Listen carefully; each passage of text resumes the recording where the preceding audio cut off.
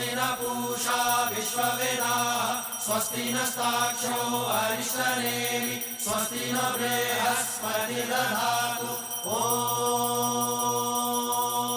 शांति शांति शांति।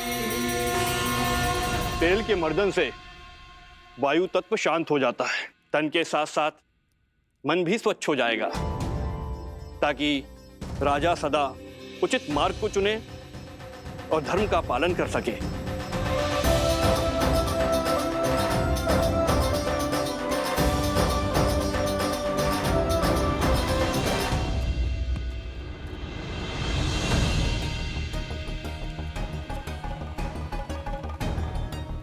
ये क्या हनुमान, आपका पग स्थिर क्यों नहीं? भैया, आप मुझसे पूछ रहे हैं? कारण तो आप ही हैं। मैंने क्या किया? भैया, आप तो भूल ही गए, जब मैं लक्ष्मण भैया के लिए संजीवनी बूटी का पर्वत उठाकर ले जा रहा था, आप ही का तो बाण लगा था मुझे। बस ऊपर आकाश से धरती पर धन से गिरा। भरत भैया, बड़ी विकट मोच आई थी मुझे इस पैर पे।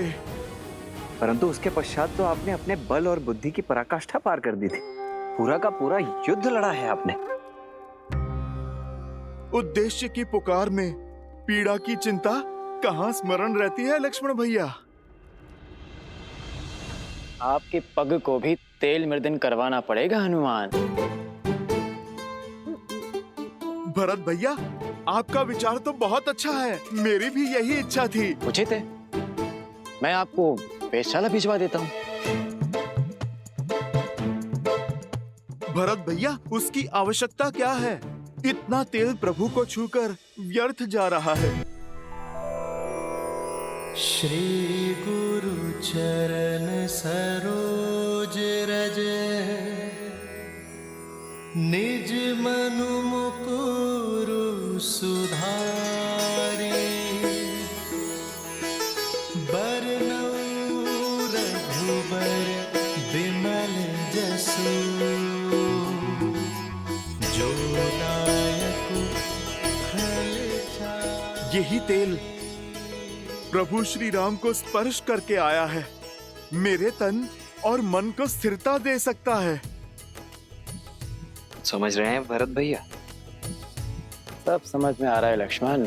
इनके पग की पीड़ा, इनके तन की अस्थिरता, सब बहाने हैं हनुमान के।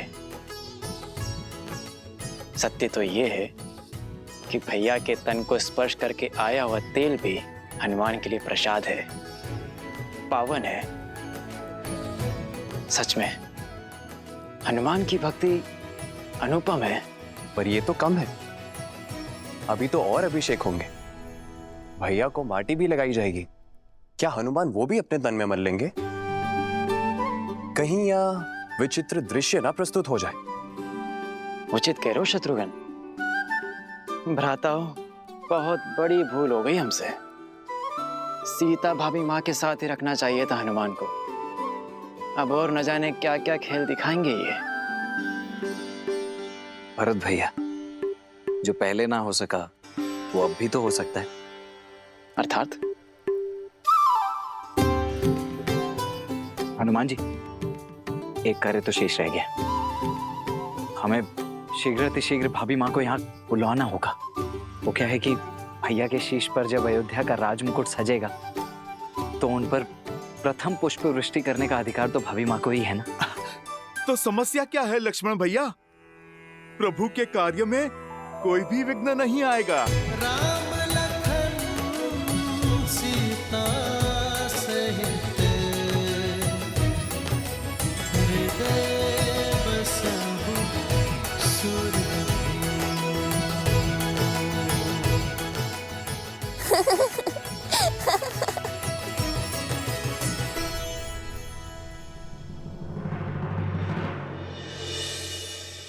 क्या हुआ देवी? इस शुभ अवसर पर महर्षि पराशर के गंभीर मुखमुद्रा का कारण सोच रही हूँ। कदाचित उन्होंने नक्षत्रों और नियति की चाल को पढ़ लिया है। स्त्री के सम्मान का प्रश्न है महादेव। मुझे सीता को दिव्य सिंदूर रूपी अस्त्र जाकर देना ही होगा। माता, दिव्यता का सिंदूर से क्या संबंध? सिंदूर ना केवल माथे पे लगा लाल रंग है और ना ही किसी स्त्री के विवाहिता होने का प्रतीक। स्त्री अपने मांग में सिंदूर के साथ विवाहित जीवन के सुख, समृद्धि और स्वास्थ्य के रंगों को भी भरती है। सिंदूर एक ऐसी ढाल है जो सभी प्रकार की नकारात्मक ऊर्जाओं से पति और पत्नी के संबंधों की रक्षा करता है, भीतर और बाहर के सभी द्वंद्वों का अंत करता है। जिस प्रकार श्री राम को युद्ध के समय भिन्न भिन्न प्रकार के शस्त्रों और अस्त्रों से सुसज्जित किया गया था, अब समय आ गया है देवी सीता को भी वैसे ही सज्ज करने का, क्योंकि शीघ्र ही एक और असुरी शक्ति चुनौती देने वाली है। और इस बार युद्ध केवल श्री राम को ही नहीं, देवी सीता को भी लड़ना होगा। आप जाइए देवी, समय अत्यंत कम है।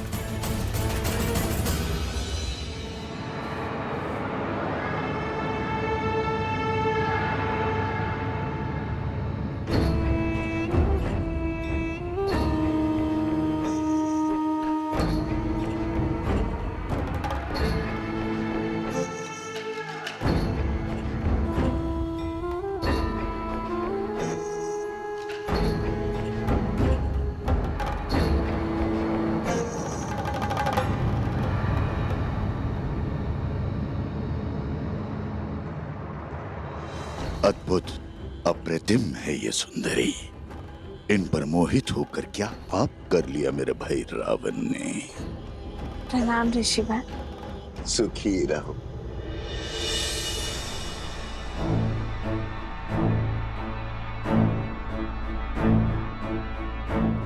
तुम्हारी सखिया कुछ विचलित लग रही है। हाँ ऋषिवर, इन्हें कुछ विचित्र स्वर सुनाई दे रहा है, किंतु मुझे कोई अनुभव नहीं हो रहा। अद्भुत। ब्रह्मांड में निरंतर अनेक ध्वनियां गूंजती रहती हैं।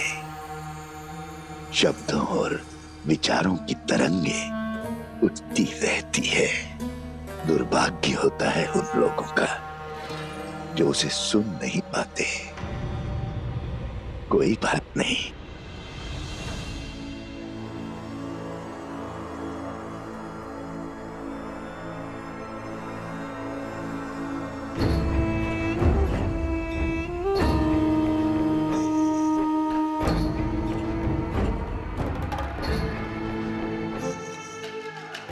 मेरे हाथों से प्रसाद खा लो, सब सुनाई देगा।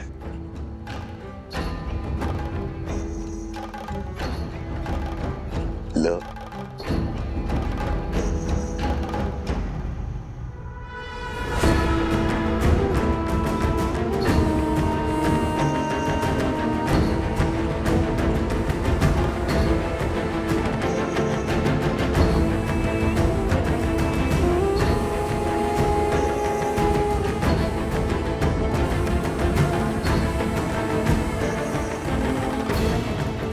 प्रसाद लेकर उसे ग्रहण न करना उसका अपमान होता है देवी। ग्रहण करो।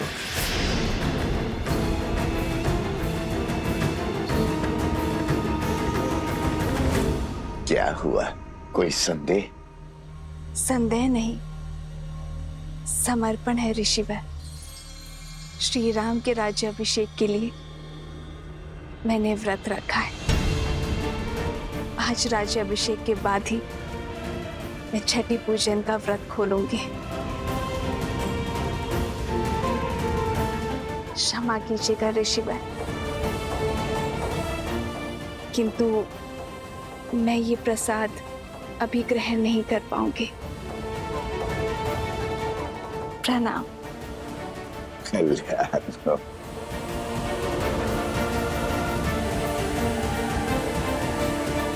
कल्याण हो।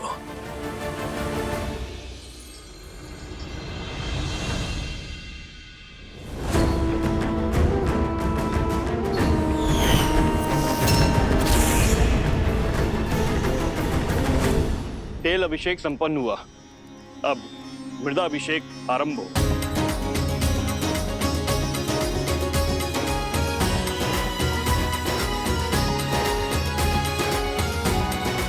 पर्वत पर देवताओं का वास होता है, इसीलिए पर्वत शिखर की माटी को राजा के मस्तिष्क पर लगाने से राजा की बुद्धि भी देवताओं की भांति तीव्र और दयालु होती है।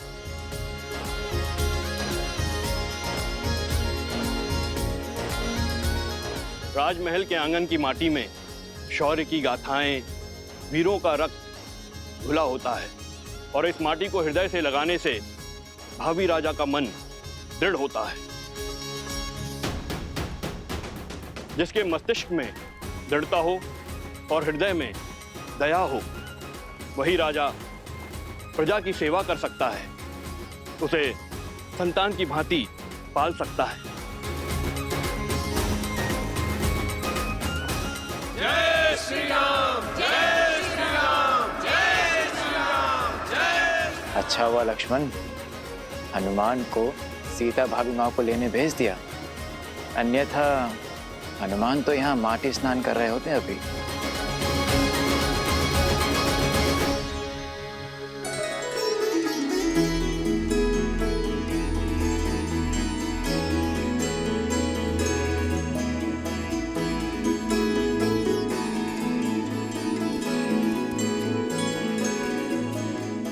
कहाँ है मैया?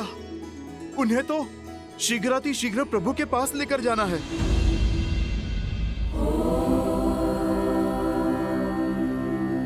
जगत पूजे जगत वंदे सर्वशक्ति स्वरूपिणी पार्वती देवी नमः।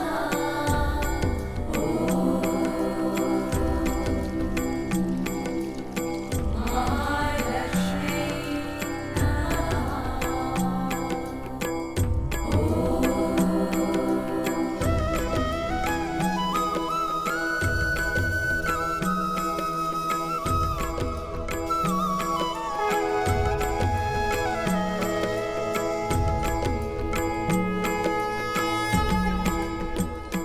सुनिए,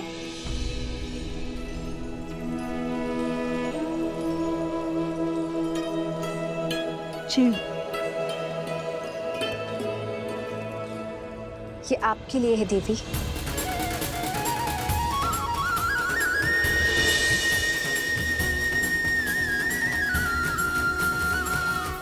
आप मुझे जानती हैं? जिन देवी सीता ने स्त्री की पवित्रता और साहस को नई परिभाषा दी है, उन देवी सीता को कौन नहीं जानेगा। ये पवित्र सिंदूर है।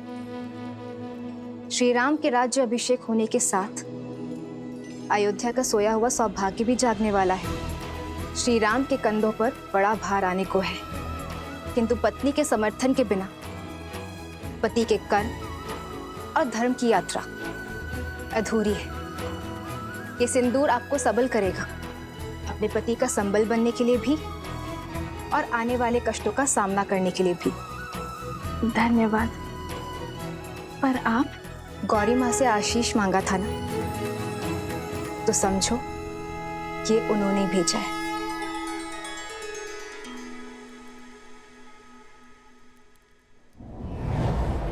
सर्वमंगल मांगल्ये शिवे सर्वार्थ साधिके शरण्ये त्र्यंबके गौरी नारायणी नमोस्तुते, नारायणी नमोस्तुते।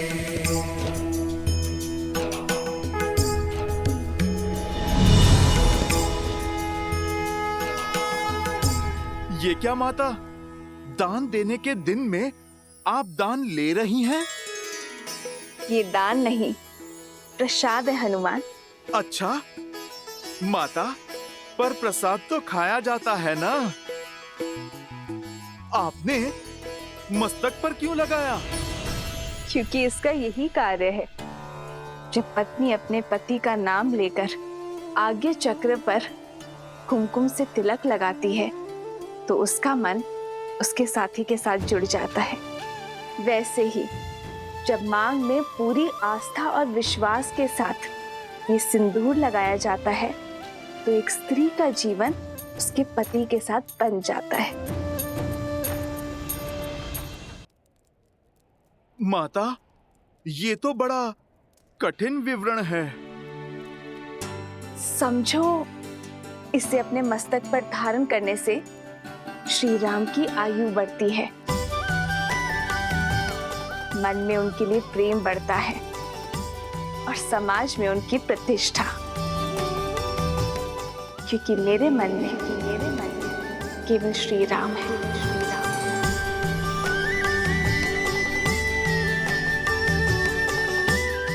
माता, आप मन मस्तक की बात करती हैं।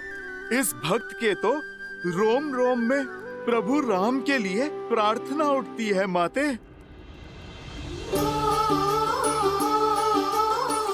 किंतु यदि मैंने अपने पूरे शरीर पर ये सिंदूर का लेप लगाया तो ये समाज मेरे पति का उपहास उड़ाएगा, मेरे प्रेम पर हंसेगा।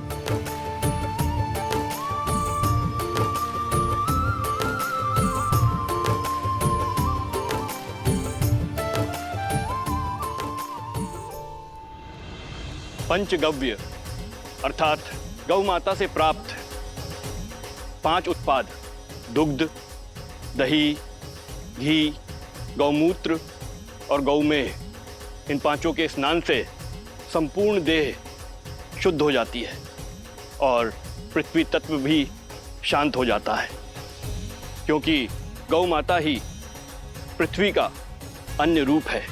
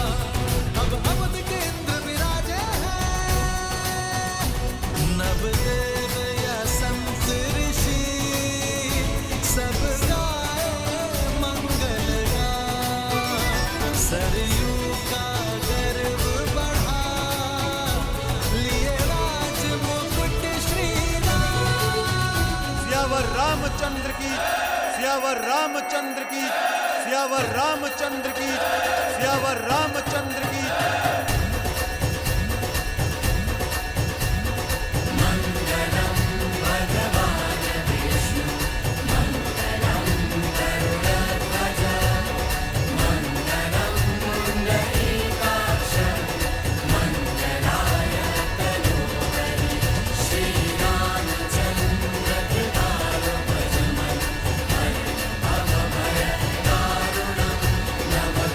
जलोचन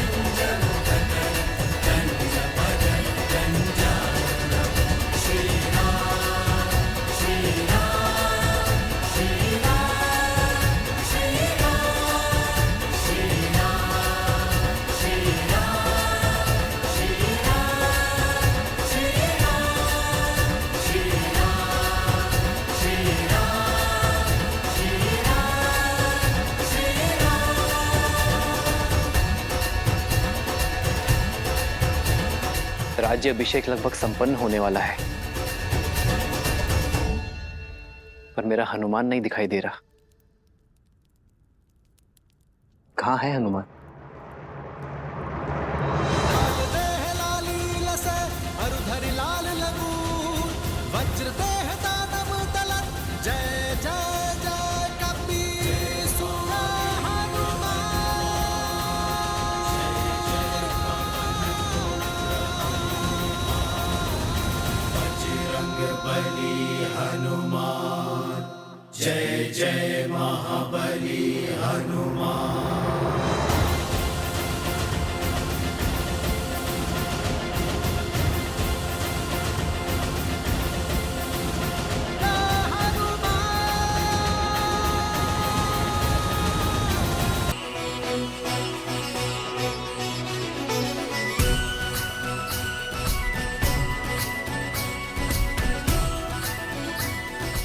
सियावर रामचंद्र की, सियावर रामचंद्र की, सियावर रामचंद्र की, सियावर रामचंद्र की।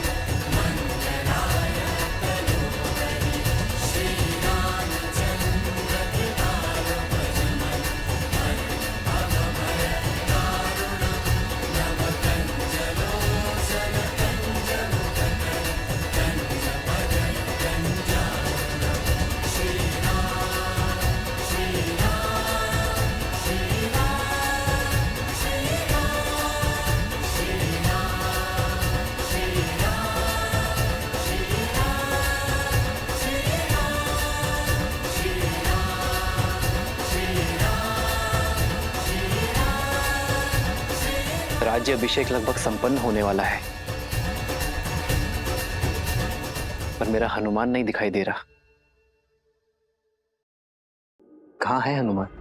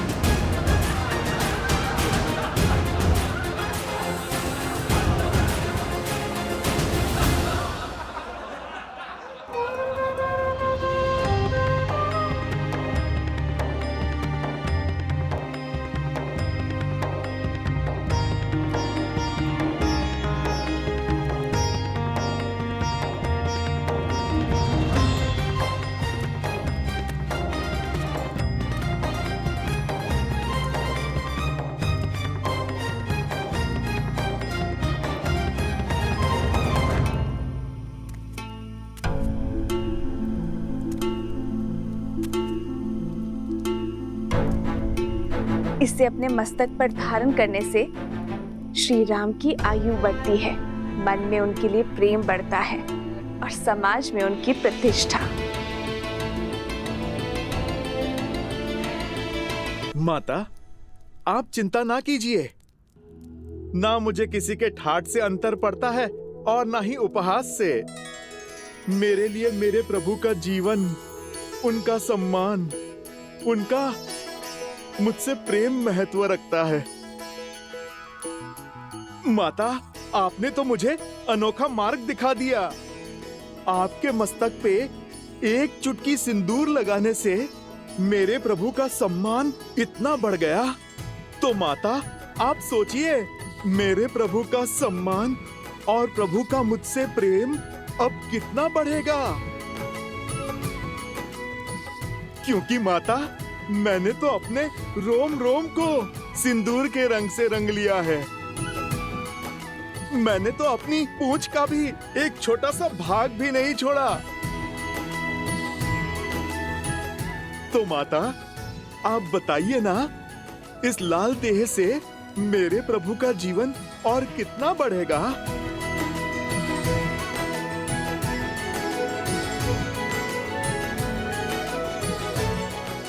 तुम्हारा प्रेम, तुम्हारी श्रद्धा, समर्पण अनंत है, अमर है हनुमान। तुम चिरंजीवी रहोगे, और जब तक तुम रहोगे, तुम्हारे हृदय में श्री राम का प्रेम सदा के लिए धड़कता रहेगा।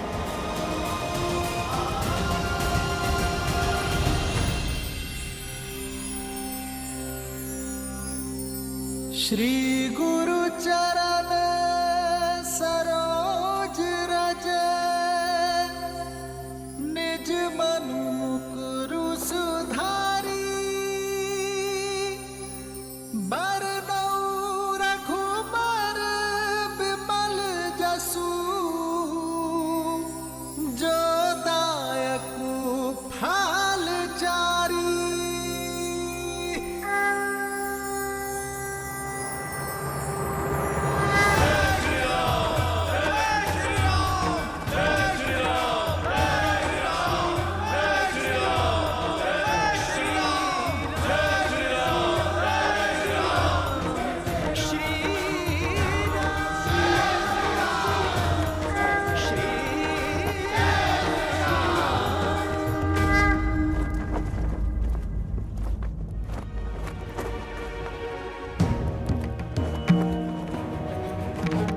इस राज्य अभिषेक के समय की कुंडली में यह स्पष्ट है कि एक महाआसुरी शक्ति अयोध्या में प्रवेश करने वाली है।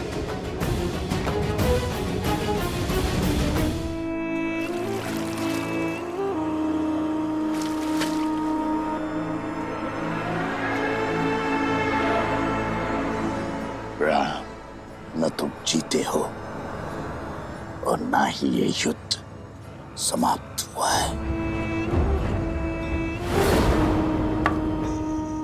युद्ध तो अब पूरी तरह आरंभ हुआ है। मैं तन पर वार नहीं करूंगा राम, मैं मन में घुसकर वार करूंगा। बोलो, कैसे करोगे मेरा संहार?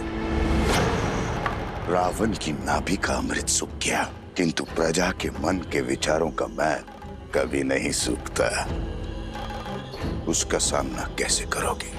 कैसे करोगे अयोध्या की प्रजा का सामना राम?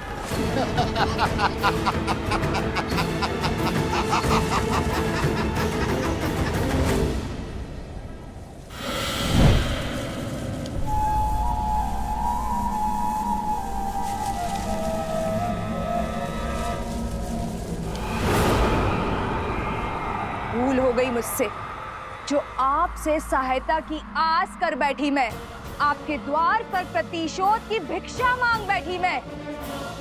अपने हाथ पे हाथ धरे देखते रहे और वहां राक्षस राज्य का अंत करने वाला वो राम, उसका राज्य अभिषेक हो गया। पराजय है ये आपकी।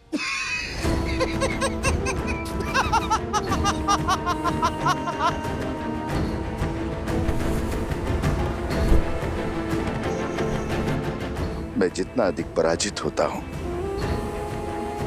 मेरा विजय पर उतना ही विश्वास दृढ़ होता जाता है। जानती हो असुर सदा पराजित क्यों होते रहते हैं?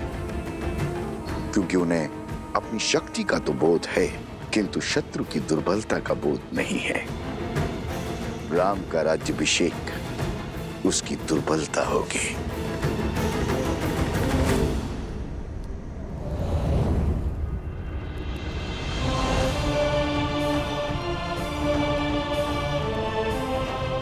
प्रणाम आचार्य।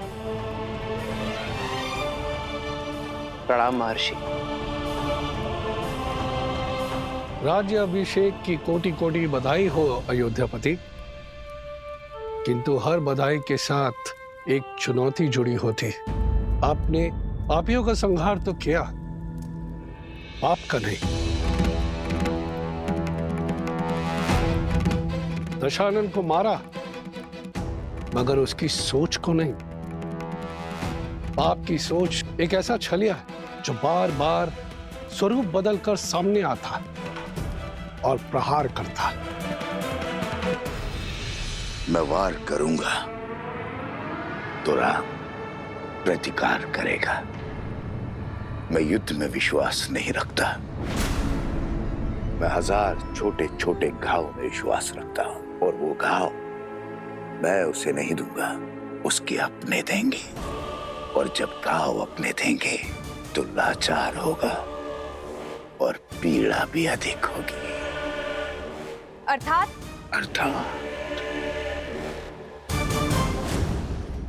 जब शत्रु वार करता है तो व्यक्ति दिल मिलाकर उसका प्रतिकार करता है, किंतु जब संतान वार करती है तो व्यक्ति घुट-घुट कर मरता है। अयोध्या की प्रजा को संतान मानता है ना राम। अब यही प्रजा उस पर वार करेगी। जिसने रावण से लंका का युद्ध जीत लिया, वो अयोध्या की प्रजा से युद्ध नहीं कर पाएगा। अब उस पर उसकी प्रजा से प्रहार करवाऊंगा। अयोध्या के भीतर एक युद्ध होगा जिसे अयोध्या हार जाएगी। अयोध्या की प्रजा के मन में इतना विष घोल दूंगा, इसे राम तो क्या महादेव भी नहीं काट पाएंगे। रावण महान शिव भक्त था, ज्ञान का सागर था, किंतु वो राक्षस सुमाली की राक्षसी वृत्तियों से जन्मा था। राक्षस सुमाली के अन्य पुत्र भी हैं श्री राम, जिनमें न रावण सा तप है और न ही ज्ञान है, तो केवल कुटिलता। क्षमा करें महर्षि, अयोध्या के उत्तर की ओर भरत भैया है, पूर्व की ओर लक्ष्मण भैया और पश्चिम की ओर मैं, और दक्षिण की ओर हनुमान जी हैं। हम 4 बलशाली अयोध्या के द्वारपाल हैं। हमारे होते अयोध्या को किसका भय? पांव पर पादुका पहनने से बाहर के कष्ट से बचा तो जा सकता है कुमार शत्रुघ्न, किंतु फोड़ा यदि देह के भीतर से निकले तो क्या करोगे? जब अग्नि घर के भीतर ही लगी हो तो द्वार बंद करने से कोई लाभ नहीं होगा।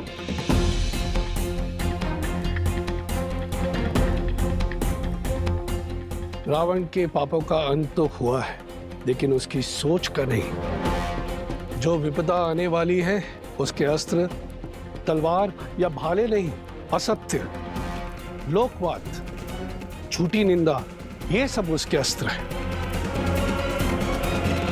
शब्द उसका ब्रह्मास्त्र है। संसार का नियम है, अगर कोई भी असत्य बार बार कहा जाए, किसी की झूठी निंदा बार बार हो, तो वो सत्य लगने लगता है। और ये मनुष्य के स्वभाव की प्रवृत्ति है कि सत्य सामने होते हुए भी वो असत्य की ओर आकर्षित हो जाता है। हर मनुष्य के भीतर छिपी बैठी है असंतोष की अग्नि, इस अस्त्र को विस्फोटक बना देती। जब तक उन्हें मेरी योजना का आभास होगा, तब तक मैं उनका स्वर्ग रूपी संसार भस्म कर चुका हूंगा।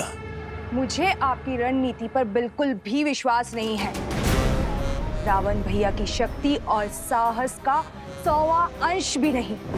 अपने शत्रु से 2-2 हाथ करने की स्थान पर जुआरियों की भांति कूचक्र रचना से अंत नहीं होगा उस राम का।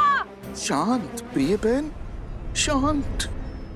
मैं जानता हूं कि तुम्हें मेरी शक्तियों पर संदेह है, इसलिए तुमने अपनी सहायता के लिए किसी और को भी बुलवाया। कौन है वो? हाँ, मैंने सहायता के लिए निस्थल के राजा भस्कर्ण और उनके पुत्र संहादमन को बुलाया है।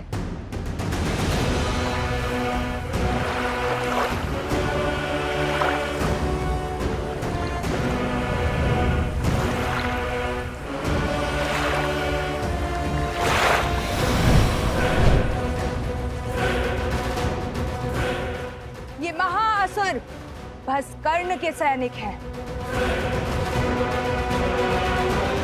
आप मेरे साथ? तुम्हारे महाराज को वरदान है कि जब तक वो जल में, वायु में या पृथ्वी पर खड़े होंगे, उनका वध करना असंभव है।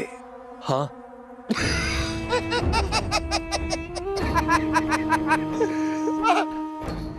जाओ, करो युद्ध, किंतु एक बात स्मरण रहे, राम पर विजय केवल सहस्त्र रावण पा सकता है। जाओ, अपनी योजना को आकार दो।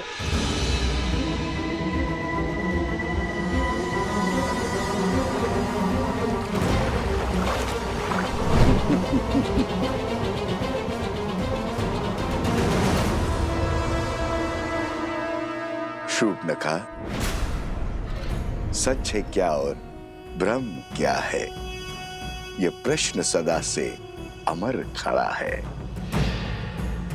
सहस्त्र मुखों की सहस्त्र बातें, इनसे भला कौन लड़ा है? आप यही गाते रहो और मैं अपना कर्तव्य निभाती हूं।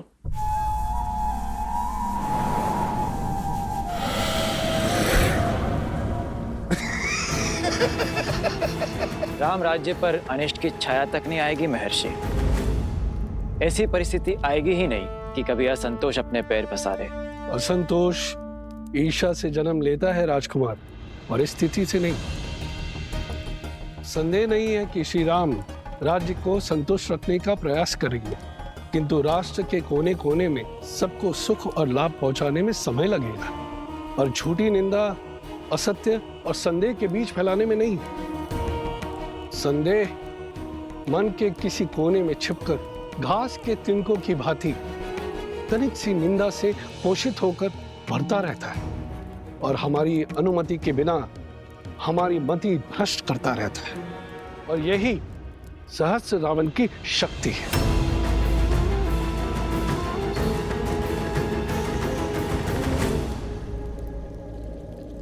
मैं राजनीति नहीं, भविष्य जानना चाहता हूं महर्षि। क्या छुपा है भविष्य के गर्भ में? अव्यवस्था, अराजकता, विजय भी होगी, किंतु भयंकर पीड़ा और संघर्ष के बाद। मानव जीवन तो है ही दुखों और संघर्षों का सागर, इससे भय क्या? मैं तो अयोध्या के विषय में पूछ रहा हूं महर्षि। मैं भी अयोध्या के विषय में ही बता रहा हूं राजन।